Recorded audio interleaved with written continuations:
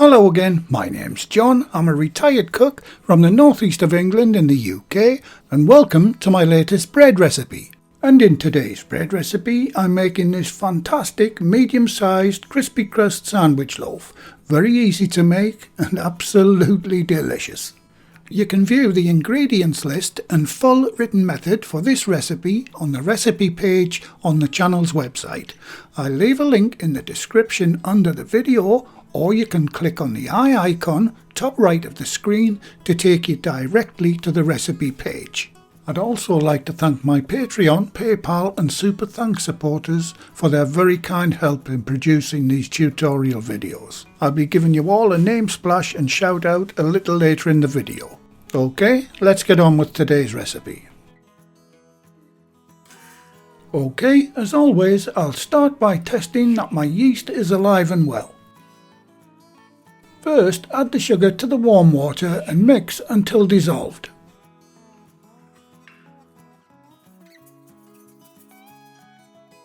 And now add your yeast to the water and give that a good mix too.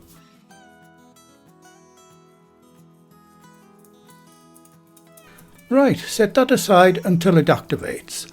If there's no change after 10 minutes, your yeast must be dead and it needs replacing. Now, as my arthritic right hand is no better, once again I'm having to use my stand mixer.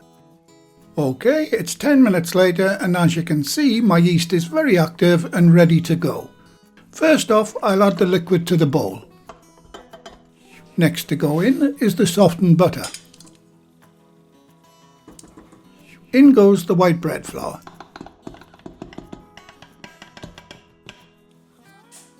Finally, add the salt. Now attach your dough hook and bring it all together. And if you don't have a machine, this recipe is easily kneaded by hand, as it's only a 58% hydration.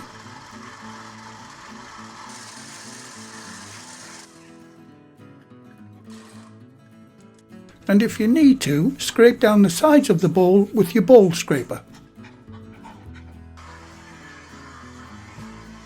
Once everything's combined, I'll knead the dough for 10 minutes. If you are mixing this by hand, add everything to a bowl.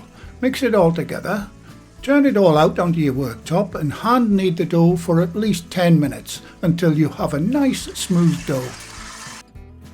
And while that's mixing, lightly grease a medium-sized bowl with a little oil and set it aside for now. Back to my mixer, and this is what it looks like after 5 minutes.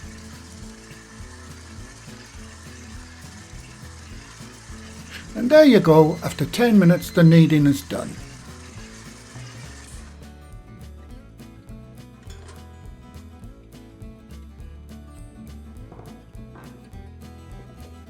Right, whether you've hand kneaded or machine kneaded your dough, get the dough onto a non-floured surface. Form the dough into a ball. Now add the dough ball to the bowl you greased earlier. Cover the bowl. I like to use the shower cap for mine, and these are available in different patterns and colours in the website shop if you're interested. Now get the bowl into a nice warm spot. I like to use the oven with just the light bulb on. Now set your timer for 1 hour. And this is one of our loaf tins that I'll be using for this recipe. It's classified as a 2 pound or 900 gram tin, but it produces more of a medium-sized loaf. And if you fancy one of these tins, we do have a limited number of these in the shop at the moment. Right, that's the tin greased with butter. I'll set that aside for now. To make the top of the loaf crisp and shiny, I'll be using an egg wash, so you may as well prep that now. All it is a small egg whisked with a dash of milk until it runs nice and loose. And you can set that aside for now.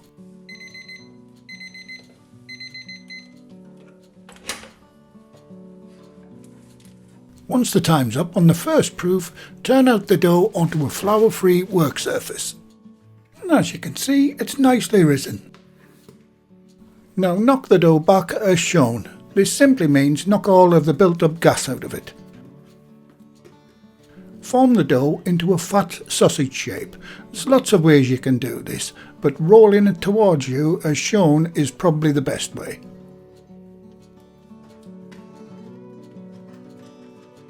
Now make sure you nip the seam together at the bottom of the dough shape.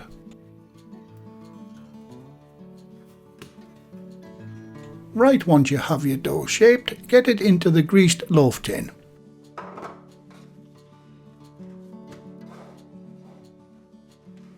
Press the dough down quite hard to fill in any gaps.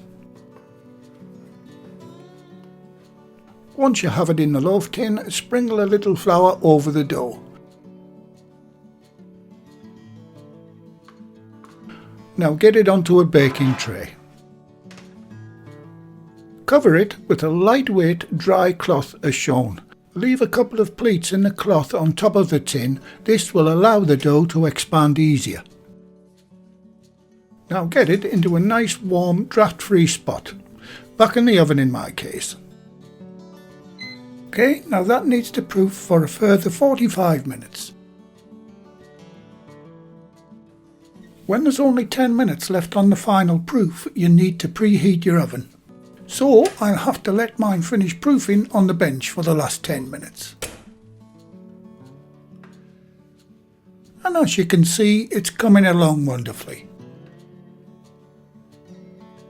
So while mine finishes off proofing on the bench, I preheat my oven to 180 degrees Celsius, that's 355 Fahrenheit, and that's gas mark 4. And to make the top of this loaf even crispier, I'm placing a pan of hot water on the bottom shelf of the oven. And if you didn't know, the steam produced from the hot water is what makes your bread crispy. Okay, time's up on that final proof. And it's looking wonderful. It's risen very nicely. To give the loaf some colour and shine, I'll gently brush the top with a thin coat of egg wash. Try not to lay this on too heavy or thick. Also, don't get any wash between the dough and the tin, as this will stick when baking. And that's all you need for this loaf. And that's why I said use a small egg. And with what's left, you can make yourself a tiny omelette. Now take your baker's lame or lamb and gently score straight down the middle of the dough. Go slowly and carefully. With the egg wash being there, don't worry about it dragging a little, causing that sawtooth effect. That just makes that edge even crispier, which you'll see when the loaf's finished. Gently repeat the scoring until it's approximately a ½ inch deep. The reason for scoring the dough is to allow the bread to expand when baking.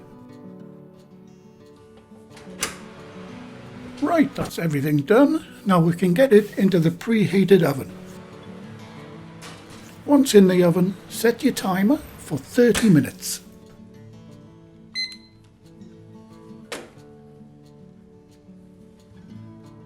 And while that's baking, I hope you don't mind if I give my 4 recipe books a quick shout out. The books have lots of our favourite recipes from our work kitchens in them. And also, book 4 in this series is totally dedicated to bread recipes. Also, the skeleton style oven gloves, now supporting our company name, are also available too. Just check out the link in the description box to our website store if you're interested in any of these items. Right, time's up.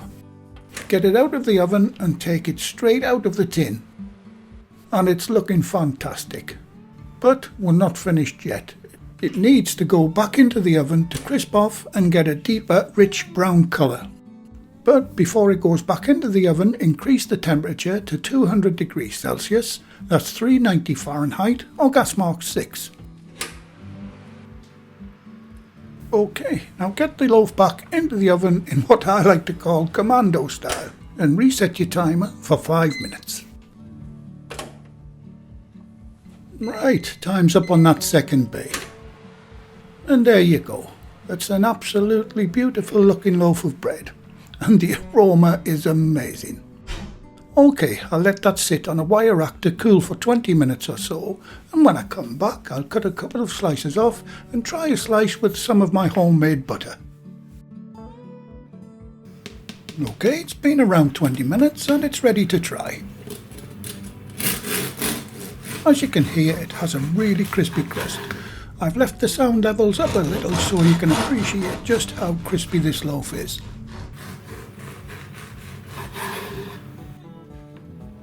The crumb inside looks perfect. I'll add a generous amount of my homemade butter. I'll leave a link below on how to make it. It's dead easy and a lot cheaper to make your own butter too.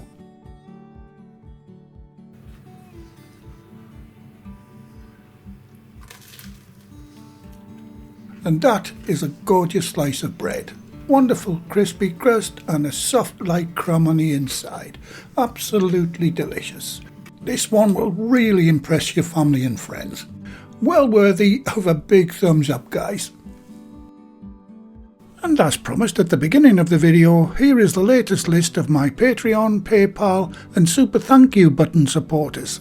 And they are Laurie Sheehan, Leonard Zabinski, Hellsheep, Erin O, Chris Shrigley, Francesca, Quiet Tom, Mitchell Stark 2890, Artemis Silverbow, Jens K3250, Captain Express, Lavinia RWL NSN 92. And there's also 2 who wish to remain anonymous. Thanks very much, guys. I really do appreciate all that you do in supporting the channel. Well, thank you again for watching. Please like, share, comment and subscribe by hitting the circle above. If you do subscribe, activate the bell icon next to the subscribe button on my channel page. And by doing that, you'll be automatically notified every time I upload a new video. And in the meantime, here's a few of my other videos and playlists that you may want to watch. So, until the next time, be safe in your kitchen and bye for now.